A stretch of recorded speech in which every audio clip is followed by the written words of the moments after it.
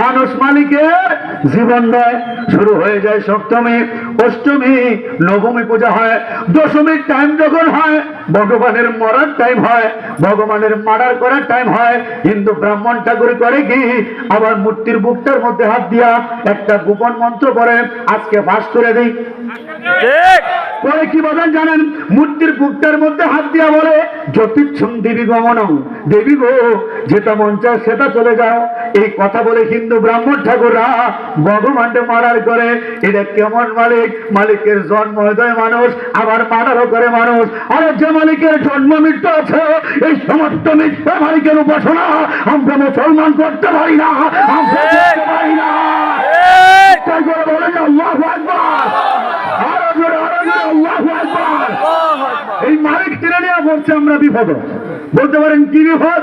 এই মালিকটি কয়েকদিন পরে পরে অমুক জায়গায় তমুক জায়গায় মালিক ভাঙা হয়, শুনছে না? মন্দির ভাঙা হয়, মূর্তি ভাঙা হয়, আর দুর্দের বিএনপির, জামাত শিবিরের, নাহলে দাড়ি টুপিওয়ালা হুজুরের। কথা ঠিক আছে না? মানে তাদের মূর্তি তারাও যদি ভাঙে, এরপরে দুষ্টাদের হুজুররা। এখন এই কারণে মনের দুঃখে এইবার অনেক হুজুররা মন্দির পাহারা দিছিল। পাহারা দেয় নাই? হুজুরা পাহারা দিছিল, প্রশাসনের পাহারা দিছে, সেনাবাহিনী বন্দুক নিয়ে পাহারা দিছে। আমার প্রশ্ন আপনাদের কাছে মুরব্বীরা, ও যুবক ভাইরা, ও এলাকার জ্ঞানী মানুষ, আপনারা তো ফাজিলপুরের জ্ঞানী গুণী মানুষ, আপনারা বলেন তো, এত পাহারা দেওয়ার পরেও ভগবান গুলারে কি বাঁচাইতে পারছে? মারা গেছে না? কে মারছে? হ্যাঁ, কে মারছে? আমরা যদি মন্দির বানা, মূর্তি বানা, আমাদের নামে মিথ্যা অপবাদ দেওয়া হয়, আমাদের নামে মামলা করা হয়, জেল কাটানো হয়, তো ও হিন্দু ঠাকুররা, ও হিন্দু বাবা যারা প্রশাসনের ভাইয়েরা, হিন্দু ব্রাহ্মণ ঠাকুর যে তাদের মূর্তিকে চতুর্থম দেবী গমনা করে মার্ডার করে, ব্রাহ্মণের নামে কেন মামলা করা হয় না? কেন মামলা করা হয় না? জবাব দিতে হবে। কথা বলেন ঠিক কিনা? দেন তাকবীর করে হারা লাগে। বেড়া চাকরা বুড়ো হইলে কি বলে হনবারদের মতো। আল্লাহ তুমি কবুল করে বলে না। তাদের মনে দুঃখ, বিরাট দুঃখ, ভগবান কি হয়েছে? মারা গেছে। আর আমরা এমন এক মালিকের উপাসনা করি, আমার মালিকের কোনো জন্ম মৃত্যু নাই, আমার মালিকের কোনো ক্ষয় নাই, আমার মালিককে নিরাপত্তা দেওয়ার দরকার নাই, আমার মালিক এমনিতেই স্বয়ং সম্পূর্ণ। চিৎকার করে বলেন আল্লাহু আকবার। সেই মালিক পায় আপনারা খুশি না বেজার? জোরে বলেন খুশি না বেজার? তাহলে দিল থেকে হৃদয় ছেড়ে বললেন আলহামদুলিল্লাহ।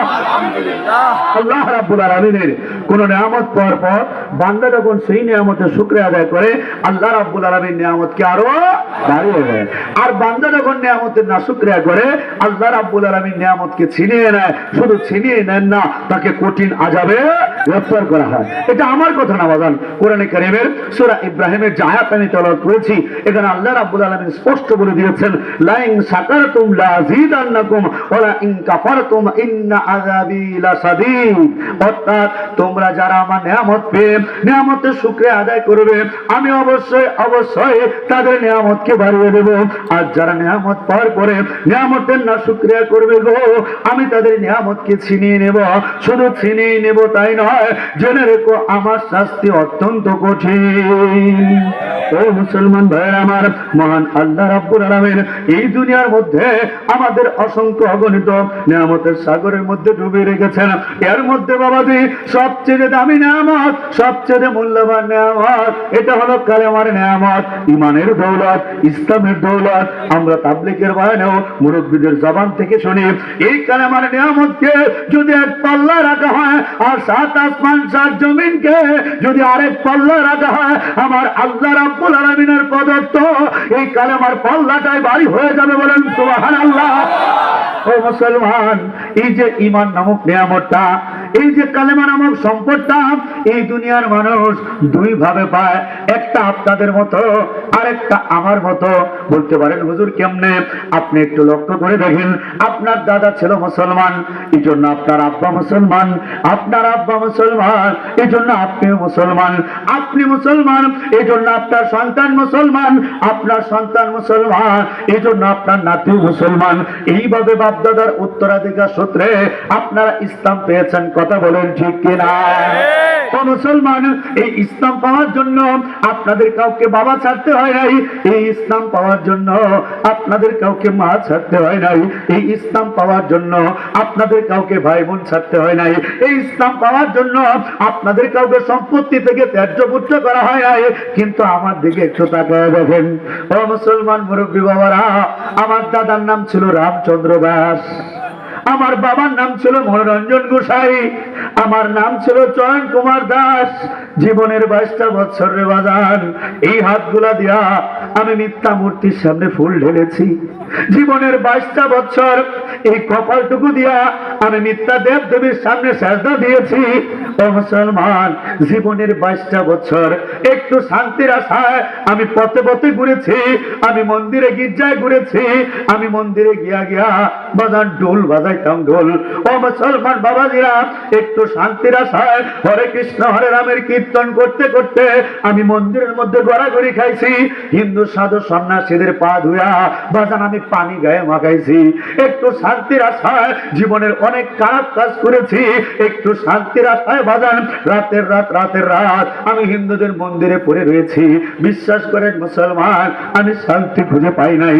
একটু শান্তির আশায় আমি গবেষণা করেছি খ্রিস্টান ধর্ম নিয়ে, আমি পড়েছি খ্রিস্টানদের বাইবেল, আমি পড়েছি যিশুর নামে গান, আমি গিয়েছি গির্জার মধ্যে, খ্রিস্টানদের গির্জা পাহাড়ের চিপায় আমি রাতের পর রাত কাটাইছি। মুসলমান, একটু শান্তির আশায় বিভিন্ন ধর্মগ্রন্থগুলা দেখেছি, পৃথিবীর ধর্মগুলা ঘেটেছি। বিশ্বাস করেন, আপনাদের খুশি করার জন্য বলছি না, যা সত্য তাই বলছে মুসলমান। আমি দেখেছি কোন ধর্মের মধ্যে আমি শান্তি খুঁজে পাই নাই। আমি চিন্তা করলাম, হয় সব ধর্মই তো গাঁটলাম, ইসলামও তো একটা ধর্ম, ইসলামটা নিয়েও তো একটু গবেষণা করা দরকার। যখন আমি এই চিন্তা আমার ভিতরে আসলো, তখন আমি নেত্রকোনা গভর্নমেন্ট কলেজের স্টুডেন্ট, ইন্টার সেকেন্ড ইয়ারে যখন পড়ি, অনার্স যখন ইন্টারমিডিয়েট যখন দ্বিতীয় বর্ষের ছাত্র আমি বাজান, তখন চিন্তা করলাম, হয় আমি ইসলামকে পরীক্ষা করব, ইসলামকে টেস্ট করব। কিন্তু ইসলাম টেস্টের সিদ্ধান্ত নেওয়ার পরে পড়ে গেলাম বিপদে, কারণ তখন ছিল রমজান মাস। রমজান মাস। আমি রমজান মাসে সিদ্ধান্ত নিলাম যে মানুষ যে বলে ইসলাম শান্তির ধর্ম, আসলে কি শান্তি আছে না নাই, এটা আমি একটু পরীক্ষা করে দেখতে চাই। সব ধর্মই তো গাঁটলাম, ইসলাম তো আমি একটু গাঁটবো। বাবাজিরা, আমি রাতের পর রাত দিনের পর দিন হিন্দুদের বড় বড় রামায়ণ মহাভারত ভাগবত গীতা যা আছে এগুলো আমি পড়েছি। আমার বাবা মা ছিল হিন্দুদের গুরু বৈষ্ণব সন্ন্যাসী, এদের সাথে থেকে থেকে সব গ্রন্থগুলো আমি পড়েছি। হিন্দুরা আমাকে পাশে বসে সেজদা দিত, প্রণাম করতো। এই লোকটাকে আল্লাহ তাআলা মাহফিলে বসাইছে, চিৎকার করে বলেন না আল্লাহু আকবার। মুসলমান, অনেক গেটেছি আমি কোথাও শান্তি খুঁজে পাই নাই। চিন্তা করলাম ইসলামটাকে নিয়ে গবেষণা করব। গবেষণা করার মধ্যে প্রথমে পাইলাম রমজান মাস। বাবাজি, রমজান মাসে তাকায় দেখি, কিরে ওরা না বলে ইসলাম শান্তির ধর্ম, তো রমজান মাসে তো মুসলমান খায়া থাকে না খায়া থাকে? ধরে বলেন না, রমজান মাসে না খায়া থাকে। আমি বলি আজীব ধর্ম, এটা আবার কিসের সুখ? জীবন ভর শুনলাম হিন্দুরা বলে খাইলেই মজা পায়, খাইলেই মজা পায়। ইহুদি খ্রিস্টান বৌদ্ধরা খালি খাওয়ার মধ্যেই মজা পায়। খাওয়ার জন্য গোটা পৃথিবীর মধ্যে কত মানুষ কত খারাপ কাজ করে, কথা বলেন ঠিক কিনা?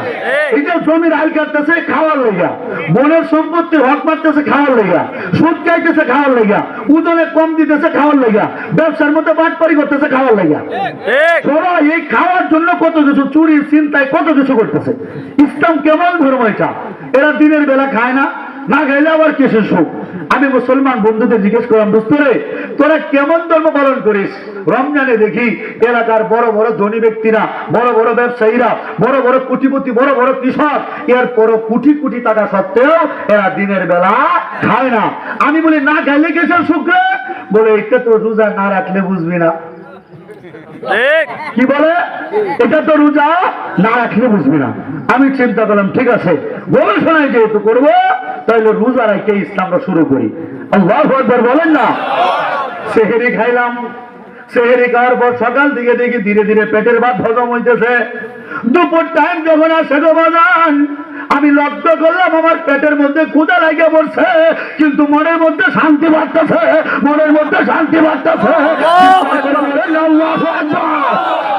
কত যুবককে দেখলাম নামাজের খবর নাই, দাড়ির খবর নাই, কিন্তু তবুও রোজা ছাড়ে না। ঠিক কথা বলেন, আছে না নাই? আছে না? আছে।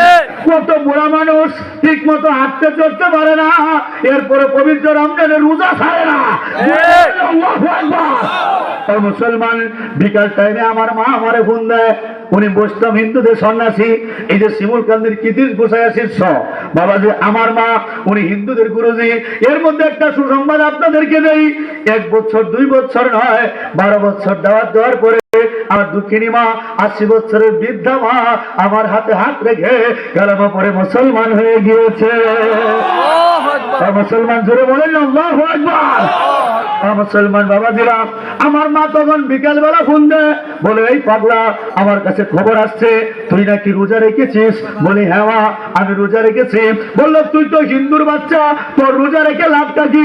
আমি বলি মা গো, আমি 22 বছর তো হিন্দু ধর্ম কেটেছি, আমি খ্রিস্টান ধর্ম কেটেছি, আমি লাভ করতে কিছু বুঝি নাই, তবে আজকেও বুঝতেছি না, কিন্তু একটা জিনিস বুঝেছি গো মা, রোজা রাখার পরে আমার পেটের মধ্যে ক্ষুধা আর অন্তরটা ঠান্ডা হয়ে গিয়েছে, শীতল হয়ে গিয়েছে। আল্লাহু আকবার। এর নাম হলো ইসলাম। আমি বুঝলাম ইসলাম কেমন সুন্দর ধর্ম। ইফতারি টাইমে তো আরো অবাক হয়ে গেলাম। ইফতারি করার জন্য মুসলমানদের সাথে বসলাম। বাগান ধনে পাতা দিয়া, ছোলা বুট দিয়া, সানাসুর দিয়া, পেঁয়াজ কাঁচামরিচ কুচি কুচি করে কেটে, সরিষার তেল দিয়া ভালো করে মুড়ি মাখাইলাম, বড়া টড়া দিয়া, এর মধ্যে খেজুর গুলা ধুয়ে রাখলাম, রুয়াবজা দিয়া, চিনি শরবত দিয়া সুন্দর একটা শরবত বানাইলাম। সব খাবার টাবার রেডি। আমি ভাবলাম পেটে প্রচন্ড ক্ষুধা, খাবার রেডি, এখন খাই। দেখি কি আজীব ব্যাপার, খাবার সামনে তবু মুসলমান খায় না, মুসলমান খায় না। আমি বলি আজীব ব্যাপার দোস্ত, খাস না কারণটা কি? বলে হুকুম নাই। কি নাই? কি নাই? কি নাই? আশ্চর্য ব্যাপার। বললাম কিসের হুকুম? বলতেছে দোস্ত রে, এই খাবারটা আমরা আল্লাহর হুকুমে খাই, আল্লাহর হুকুমে না খাই। সেই টাইমে তো আজান দেওয়ার পরে খাইলি, এক খাওয়া বন্ধ করলি, এখন কি করবি? বলে এখন আজান দিলে খাবো। বলে আসলে আমাদের ইচ্ছার উপর আমরা চলি না, আল্লাহ হুকুম করেছে সেহরির আজান করলে খাওয়া বন্ধ করতে হবে, আর ইফতারে আজান করলে খাওয়া শুরু করতে হবে। মালিক হুকুম করে বলে খাই, খাওয়ার কোনো ক্ষমতা নাই, ক্ষমতার মালিক আমার আল্লাহ।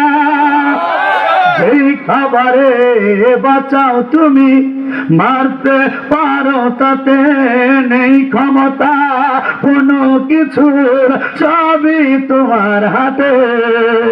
যেই খাবারে বাঁচাও তুমি, মারতে পারো তাতে নেই ক্ষমতা কোনো কিছুর, সবই তোমার হাতে।